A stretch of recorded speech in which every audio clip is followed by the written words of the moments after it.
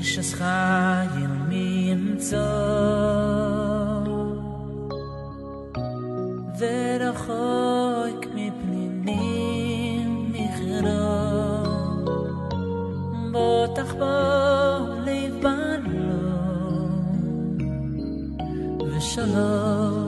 ושלום לא יחזור שקל אחר והבל היפים אוי והבל היפים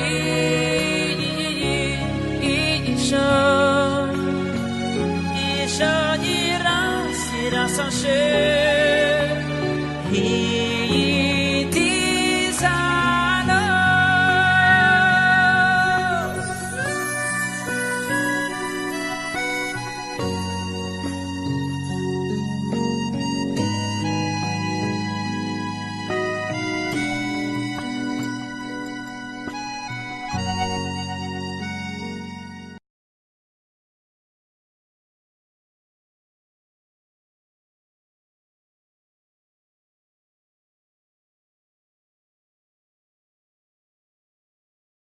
Alors Korach, ben Yitzhak, ben Gad, ben Lévi, c'était le petit-fils de Lévi, et Dathan et Abiram et 250 autres personnes ont formé un groupe de révolte contre Moshe Rabbeinu et Aaron HaKohen.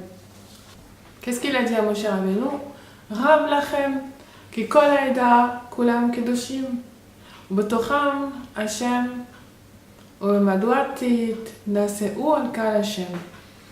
vous avez beaucoup et toute l'assemblée d'Israël, ce sont des Kedoshim, ce sont des saints. Hachem est parmi eux. Et pourquoi vous voulez vous mettre au-dessus de toute l'assemblée d'Israël, de toute l'assemblée d'Hachem?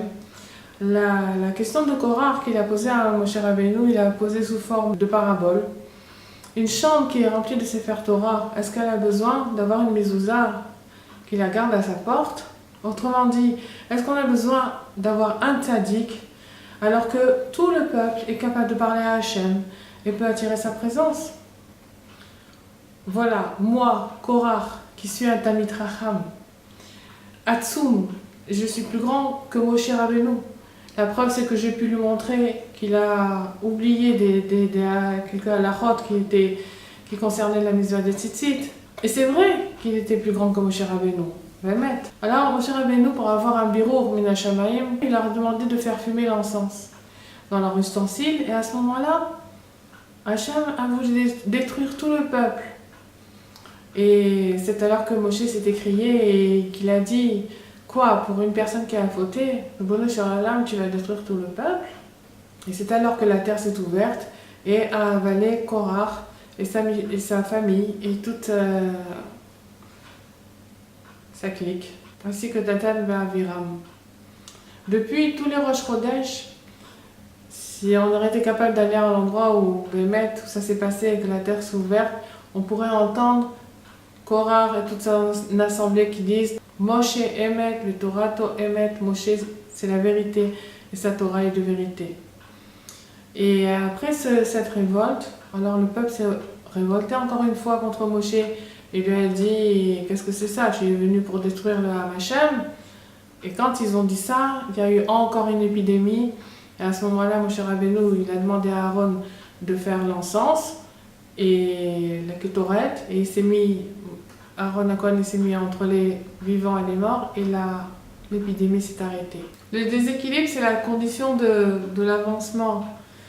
C'est-à-dire quelqu'un qui a une définition, quelqu'un qui est bien assis dans la vie. Alors il est assis, voilà, il est messoudar, il bouge plus. Si on va avancer, on est obligé de se lever, de se mettre en déséquilibre et de faire un pas en avant. Le pas en avant, c'est on est obligé de passer par un moment où on n'est ni en avant ni en arrière. On est en déséquilibre pour faire ce pas en avant. C'est sûr que ce qu'il voulait Korach, on ne va pas le trouver chez le tzaddik. C'est-à-dire le kavod. Rabbeinu il dit moi je peux m'occuper de toute le ta'avot du Ben Adam, mais pas du kavod. Si le Ben Adam il a de la gava, je peux rien faire pour lui. L'argent, façon Rabbi Nachman il a dit qu'il nous a fait une bracha que les Breslavers ils seraient jamais riches. Le limoud, On sait très bien qu'il ne faut pas s'enorgueillir. Et la manière dont on doit étudier quand on est un Breslever, c'est si tu étudies 1 heure, tu dois prier 1 heure avant, tu dois prier 1 heure après. Parce que ta fille-là, elle doit te permettre de savoir comment appliquer ce que tu as étudié. Il n'y a pas d'étude pour l'étude, il y a l'étude pour l'application. Donc la gloire et le prestige, c'est pas le lot de Breslev, en tout cas pas dans ce monde. On dit que sur la femme de Korah qui désirait toutes ces choses, c'est une femme stupide qui détruit sa maison. On dit sur la femme d'On Ben Pellet, l'intelligente qui construit sa maison. Qu'est-ce qu'elle a fait, cette femme? Elle a donné un kivun. Elle a donné un kivun à son mari, c'est-à-dire la émouna dans le Tzadik Amiti. C'est pas qu'elle lui a fait l'article sur Moshe Rabbeinu. Elle a tout simplement fait des efforts pour l'empêcher d'aller dans la chevra de Korah. Voilà. Automatiquement, si elle n'est pas dans la chevra de Korah, alors il va être attiré par le bien, par le Tzadik Amiti. Et tout le monde admire cette femme. Une fois que c'est passé, tout le monde admire cette femme, parce qu'on connaît le résultat, elle a sauvé son mari. Mais si la Torah nous rapporte ce maassé, c'est parce que c'est une épreuve qui se refait chaque jour et dans chaque situation. Ça veut dire que chaque jour, on peut être la femme de On Ben Pellet. C'est-à-dire, c'est pas évident, parce qu'il n'y a rien qui ne garantit rien. Il existe un monde de réussite, de kavod à Torah, dans la rigueur, et qui donne une assise à la personne. Et il y a un monde qui a l'air un peu chaotant, et on ne sait pas où on va arriver, mais enfin, on a les Ouna que c'est bien ce tzaddik qui a reçu la Torah pour sa génération et qui sait la transmettre. Et c'est vrai, je prends un risque, et il n'y a personne qui pourra me garantir que ça va réussir, et que j'ai fait le bon choix. Mais seulement, moi, en tant que femme, je dois écouter ma voix intérieure, ma bina yetera, qu'Akadosh Baruch Hu il m'a donné, d'être margish, de sentir ce que ma neshama elle ressent. Évidemment que c'est avec la hilbo du doute qu'on peut ressentir ce que notre neshama elle ressent, et à ce moment-là, aider notre mari, nos enfants, nos amis à prendre le bon choix, à se diriger vers le tzaddik amiti, et à écouter sa Torah, écouter ses etzot, et finalement il n'y a rien à perdre, quoi. Il y a tout à gagner. Ça a été un petit peu notre cas quand on s'est mariés. Mon mari il m'a initié à la Chassidut de Breslev en me disant voilà, bien qu'on était dans un endroit très détaillé, il me disait le limoud de la Torah, c'est le limoud des Shem Shamayim, c'est pour se rapprocher d'Akadosh Baruch Hu. On n'étudie pas pour avoir un nom, on n'étudie pas pour avoir de l'argent, on n'étudie pas pour avoir le prestige. On étudie parce qu'on veut savoir comment on doit être Mekayam et Torah ou Mitzvot, comment on doit faire le Ratzon Hashem.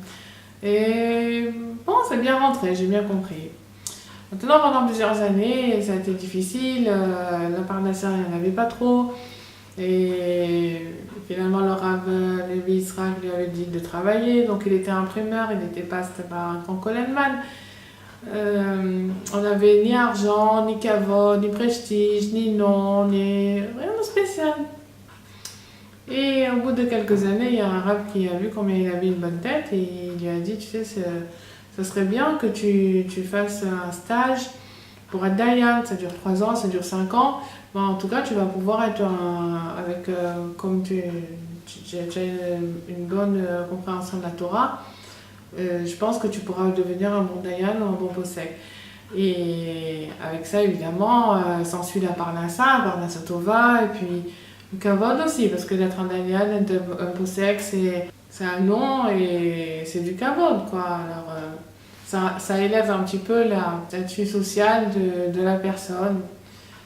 Et presque on allait s'engager, parce que en plus c'est le limoud de la Torah, donc pourquoi pas. Donc à le limoud de la Torah, tu gagnes le nom, tu gagnes la parnassa, tu gagnes d'étudier la mano. Alors, à ce moment-là, il fallait savoir comment guider. J'ai dit quoi? Qu'est-ce que tu penses? C'est vrai, ça a l'air d'être nifla et tout, d'être un rave et d'être un posek, mais finalement, tu m'as dit que Rabbeinu, il dit qu'on n'étudie pas pour avoir un nom, on n'étudie pas pour avoir une parnassa. Donc, il vaut mieux qu'on reste dans la simplicité.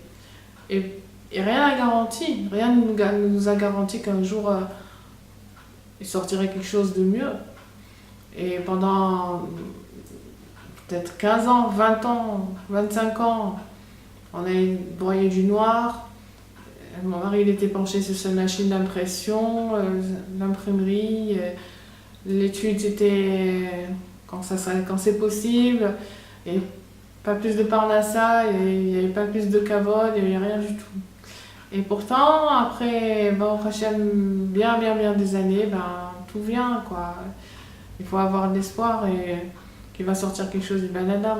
Et que, sauf à kavod lavo, c'est-à-dire que quand on est vraiment les Shem Shemaim, alors Akadosh Baruch Hu, il enlève le score de personne, il enlève le salaire de personne. Et puis finalement, c'est ça qui représente le Ratzon Hashem.